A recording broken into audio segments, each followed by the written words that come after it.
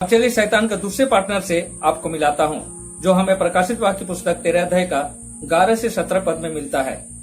फिर मैंने एक और पशु को पृथ्वी में से निकलते हुए देखा। उसके मेमने के से 2 सींग थे और वह अजगर की नहीं बोलता था, और यह उस पहले पशु का सारा अधिकार उसके सामने काम में लाता था, और पृथ्वी और उसके रहने वालों से उस पहले पशु की, जिसका प्राण घातक घाव अच्छा हो गया था, पूजा कराता था, और वह बड़े बड़े चिन्ह दिखाता था, यहाँ तक कि मनुष्यों के सामने स्वर्ग से पृथ्वी पर आग बरसा देता था।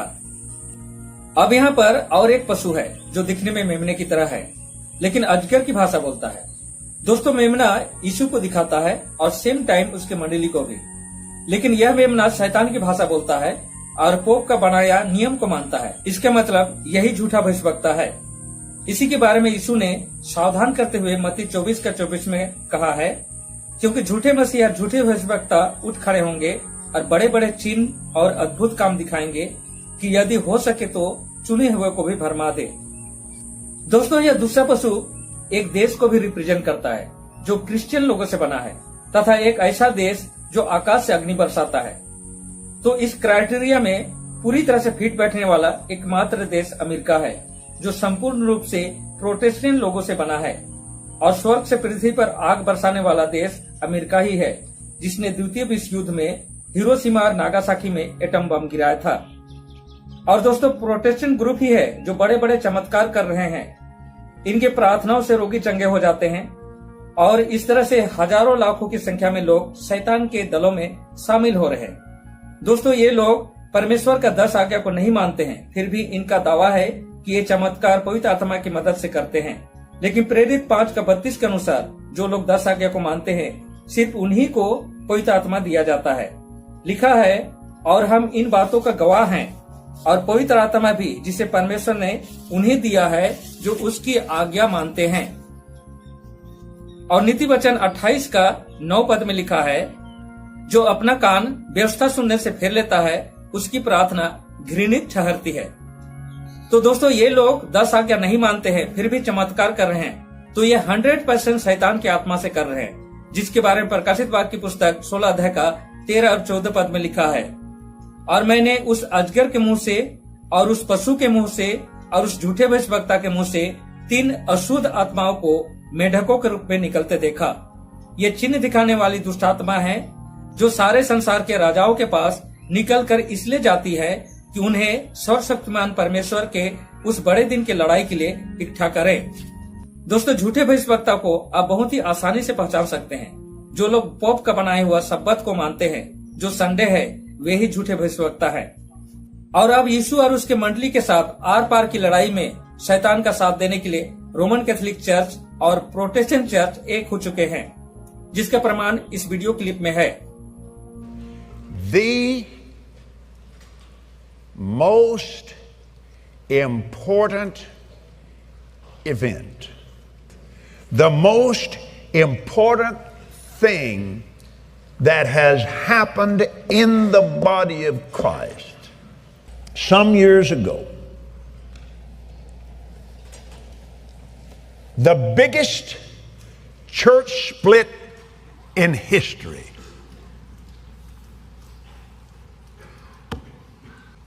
When the Catholic Church split,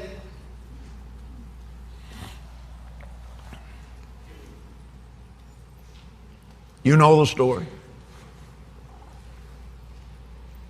The beginning of the protesting church. Now you really stop and think about it. Among the people of love, we're called protesters. We've been protesting for 500 years, baby. Yeah, that's been 500 years ago. Now that brother, hey, that's a church split, brother. I mean, that's the church split of all church splits. Really. Now, October the 31st, 1999, representatives of the Catholic and the Lutheran churches gathered in Augsburg, Germany, and signed a joint declaration on the subject of justification. And so 500 years of arguments, misunderstandings, and sometimes wars began to give way to reconciliation and recognition of the gifts of the Holy Spirit as placed within the body of Christ. It ended. तो दोस्तों, इस तरह से शैतान यीशु के साथ are पार की लड़ाई के लिए सबसे बड़े मसीह दल को अपने साथ मिलाने में सफल हो चुका है और अब पूरी दुनिया के देश को अपने साथ मिलाकर सच्चे मसीहियों को मिटाने के लिए कानून बनाने जा रहा है, जिसे संडे लॉ के नाम से जाना जाता है, जो दानियल 3 अध्याय की घटना का दोहराया जाना है, जहां पर राजा नबूकदनेस्सर ने सोने का एक विशाल मूर्ति स्थापित किया था और उसके साथ एक आदेश भी निकाला था कि उसके राज्य में रहने वाले सभी को उस मूर्ति को दंडवत करना था और जो कोई उस मूर्ति को दंडवत नहीं करेगा उसे जिंदा आग की भट्टी में डाला जाएगा। और हम उस घटने में 3 यहूदी युवकों को पाते हैं जिन्होंने उस मूर्ति को दंडवत नहीं किया था और आग की भट्टे में डाला गया था। उसी तरह से दोस्तों, रोमन कैथोलिक चर्च और प्रोटेस्टेंट चर्च मिलकर कानून बनाने जा रहे हैं, यानी पोप अमेरिका की मदद से यूएनओ में संडे लॉ को पास कराएगा और इसे वन वर्ल्ड ऑर्डर के नाम से पूरी दुनिया के देश में लागू किया जाएगा। और जो देश इस कानून को अपने देश में लागू करेगा उसे पोप की तरफ से फाइनेंशियल मदद मिलेगी और जो देश इस कानून को अपने देश में लागू नहीं करेगा उस देश को फाइनेंशियल बायकॉट किया जाएगा। वह देश किसी भी देश से लेन देन नहीं कर सकेगा। और दोस्तों, संडे लॉ को लाने के लिए बहुत ही अच्छा माहौल बन चुका है, क्योंकि महामारी के कारणों से पूरी दुनिया फाइनेंशियल क्राइसिस से गुजर रहे हैं और पोप के पास दुनिया का सबसे ज्यादा दौलत है, क्योंकि यह दुनिया शैतान के कब्जे में है और शैतान अपना अधिकार पोप को दिया है। यह पूरी दुनिया का पहला कानून होगा जो वर्शिप को लेकर शैतान का कानून है, जिसमें दुनिया के सभी देशों के लोगों को, चाहे वे किसी भी जाति या धर्म के क्यों ना हो, रोमन कैथोलिक चर्च का मेंबर बनना पड़ेगा। जिस तरह से देश का नागरिक को वोटर कार्ड, आधार कार्ड, पैन कार्ड बनाना पड़ता है, उसी तरह से चर्च का कार्ड भी बनाना पड़ेगा। और जिस किसी के पास चर्च का कार्ड नहीं होगा वह किसी भी तरह का लेन देन नहीं कर सकेगा, बैंक से पैसा नहीं निकाल पाएगा, उनके बच्चे स्कूल से निकाल दिए जाएंगे, दुकान से सामान नहीं खरीद पाएगा, पुलिस उसे पकड़ेगी और उस पर देशद्रोह का अभियोग लगेगा और उसे मृत्यु दंड दिया जाएगा।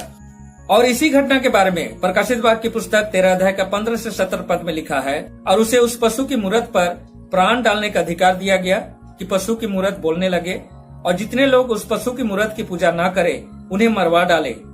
और उसने छोटे बड़े, धनी, कंगाल, स्वतंत्र दास सबके दाहिने हाथ या उनके माथे पर एक छाप करा दी कि उसको छोड़ जिस पर छाप अर्थात उस पशु का नाम या उसके नाम का अंक हो और कोई लेन देन न कर सके। तो दोस्तों, अब आपका समय शुरू होता है।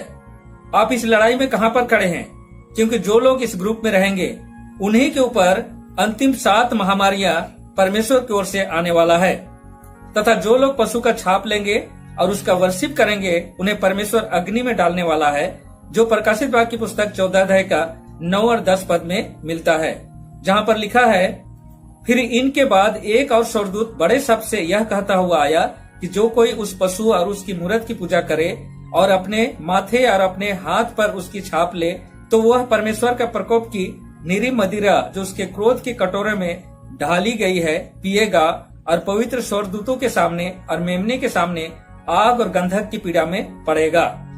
तो दोस्तों, मेरा यह प्रयास कैसा लगा? यदि अच्छा लगा हो तो लाइक जरूर करें, और आपको लगता है कि यह जानकारी दूसरों को भी जानना चाहिए तो इस वीडियो को शेयर भी जरूर करें। तो आज का सफर मेरा यहीं तक था। मिलता हूँ इसी तरह का और एक वीडियो में। तब तक परमेश्वर का आशीर्वाद का आनंद उठाइए। परमेश्वर आप लोगों के साथ हो। धन्यवाद।